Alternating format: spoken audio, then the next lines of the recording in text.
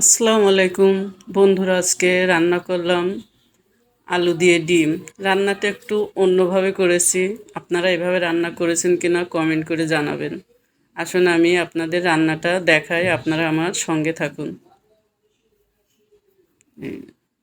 প্রথমে চুলায় একটি কড়াই বসিয়ে দিলাম। এখন এর ভিতরে আমি ডিমগুলো ভেজে নেব।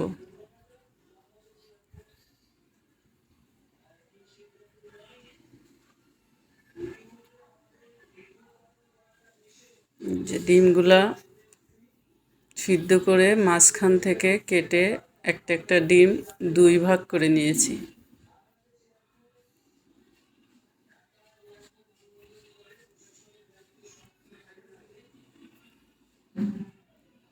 ডিমগুলোর এক সাইড ভাজা শেষ, এখন অন্য সাইড ভেজে নিচ্ছি।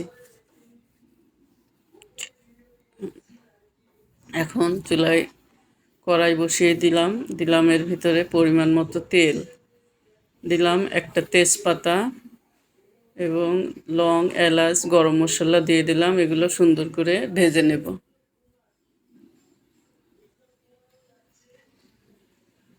দিয়ে দিলাম কাটা পেঁয়াজগুলো, এগুলো একসঙ্গে সুন্দর করে ভেজে নেব। সুন্দর করে ভেজে নিচ্ছি। এখন এর ভিতরে দিয়ে দেব বাটা মশলাগুলো।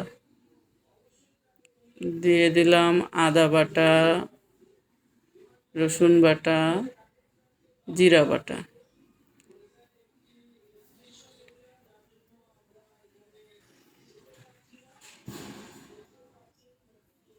সুন্দর করে কষিয়ে নেব যেন মশলার কাঁচা গন্ধ না থাকে।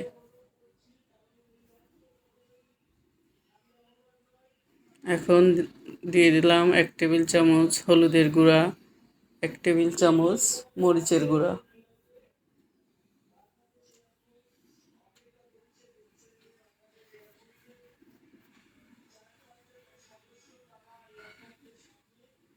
একটু পানি দিয়ে দিলাম যেন মশলাটা পুড়ে না যায়।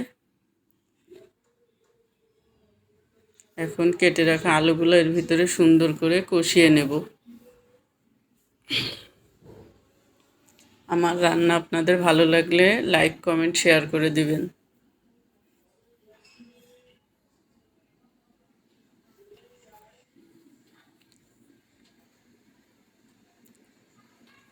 দিয়ে দিলাম স্বাদ মতো লবণ।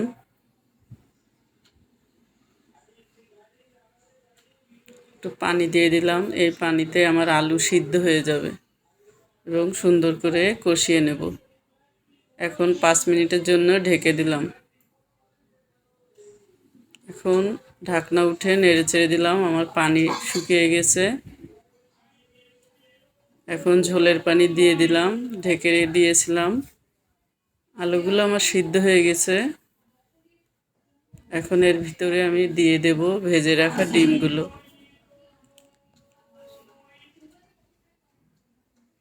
হয়ে গেল আমার ঝটপট আলু দিয়ে ডিম রান্না।